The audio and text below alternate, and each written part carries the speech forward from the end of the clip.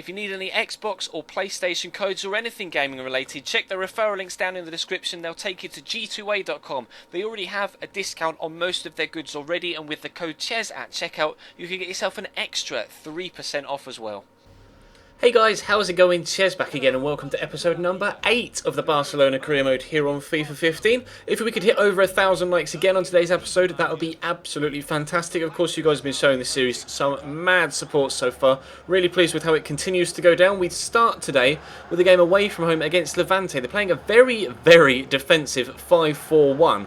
Although, to be fair, we are Barcelona, so you can kind of understand why they're playing quite defensive, even despite the fact that they're at home. Levante, though, they're the smaller side from the Valencia region, and was it 2 or 3 years ago? I think it was 3 years ago. They actually had a very, very good season and finished in a Europa League spot, I believe, thanks to the goals of Aruna Kone that obviously earned him the move to Wigan. So I don't know whether you need to earn a move to Wigan, but he moved to Wigan after scoring quite a few goals for Levante in that season. I think it was like 2011-12 season. I might be wrong, but I'm pretty sure it was 11-12. And obviously then from Wigan he moved to Everton following Roberto Martinez. But it was at Levante that he got his reputation.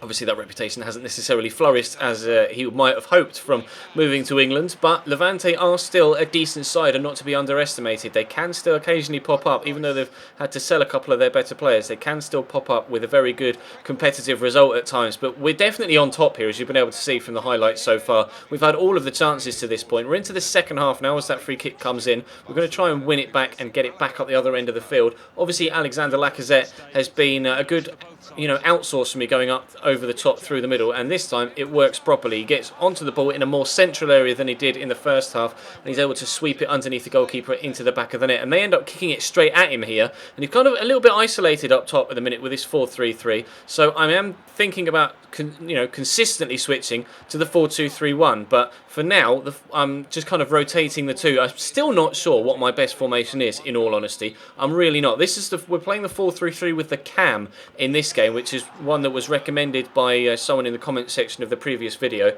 so we're giving it a try in this one. It's working okay. We're definitely having a lot of chances here, and we've dominated the game against Levante. I'm not too sure whether I'm creating the right sort of chances that I want to create. It seems to be like, even with this 4-3-3 formation with the cam, I still don't really seem to be connecting my midfield to my striker too much. It still seems to be kind of long balls in behind that the most fruitful for me with this particular formation. So I'm going to continue to try the variants of 4-3-3 and the variants of 4-2-3-1, and we'll see if we can find a formation that suits this side with my strongest 11, and then we'll just try and make the weaker 11 fit that mould, because we've had scenarios where, as Messi scores a penalty to make it 2-0, we've had scenarios where we've had my strongest 11 in a formation that's worked really well, and then I've tried the same formation thinking, okay, well maybe we're settled then, and I've tried that formation with a mixed team of some first team players and some rotation players, and it's really not worked that well. So I'm yet to find kind of the balance between the two, because the rotation players aren't as good, or even anywhere near as good, as my first teamers, and that's not on a slight on their front. It's just that they're normal players, and our first teamers like Messi, Neymar, Lacazette, Marco Reus, etc., they're just that much better that it feels like the ordinary players, quote unquote ordinary players, the rotation players, feel like absolute trash. But it's not because they're absolute trash, it's only because I'm having to compare them to like the best players in the world. So I'm still trying to find the balance between the two, so I can get the maximum performance out of my rotation side, because obviously the first team, when it plays, is going to destroy regardless of the side that they're playing. But we're away again in this second game, playing against Malaga this time. We're playing a 4-2-3-1 this time, trying to use that particular formation. Again, a few rotation players in there, as you can see. Marc Bartra in at centre-back, Mascherano alongside him with Mattia De Chilio at right back, and then Alex Vidal at right mid, Arda Turan in at cam. So there's definitely a lot of difference between the side that we played in the first one and the side that we're playing in the second one. But Malaga actually were more of a tough test. I actually found myself wishing I'd started the weaker side against Levante and a stronger side here against Malaga, but I'm still trying to find that balance between, because I don't want to just have, like as I previously have in series to this point, and just in general in FIFA, I've always kind of had a first team and then a full rotation 11. And I've always found that, for me, has been the best way to approach, a congested fixture list. What I'm trying to do with this Barcelona side, though, is just have a blend. Obviously, I have my out-and-out first team 11, but rather than rotate the full side each and every time I need to make some changes for fitness, etc., I'm trying to just blend in a couple of players here or there. So, make 3 or 4 changes rather than a whole sweeping 10 or 11.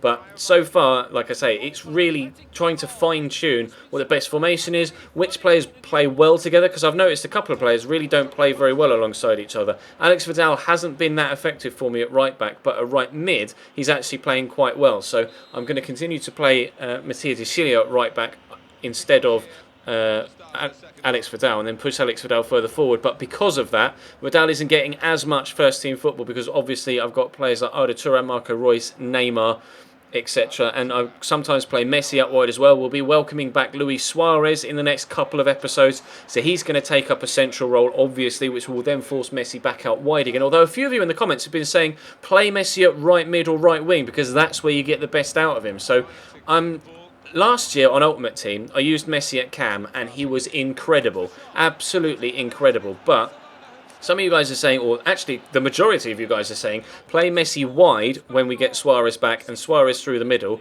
and or Lacazette obviously as the rotation striker, and you'll actually get more out of Messi from doing that than you would do playing him in a cam or striker role. So I'm going to give that a go. Obviously, I'm just trying to get the best out of Messi as best I can, regardless of what position he's in. He's probably good enough to be able to play any position in the front four.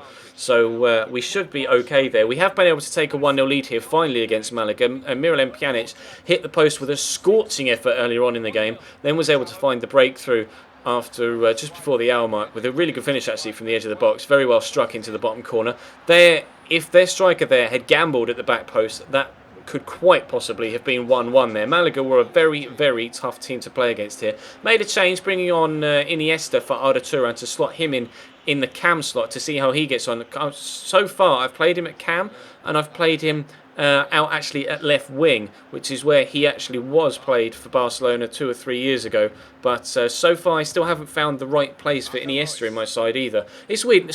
Most of the teams that I play with in career mode, we've been able to identify immediately which is the strongest 11, which formation makes them play the best, and we've been able to just push forward with that. Whereas with this Barca side, because there are so many amazing players and they all can play in a variety of different positions, it's taken me even, we're 5, 6, 7 games into the season now, 5 league games. We've also played a game in the Champions League as well, so 6 competitive games into the season, and I'm still not sure which my best formation is for my first team. So it's still a case of just tinkering around here and there. We'll find the form a little bit later on in the season, although we are still unbeaten and we've won 3 of our 5 games to this point, and we're only 2 points off the top where Real Madrid sit right now. It's only ourselves, Real Madrid, and then interestingly Villarreal down in 9th, who remain unbeaten. We obviously drew with Villarreal ourselves earlier on in the season. They've drawn 4 of their opening 5, so I'm sure they'll be disappointed with that.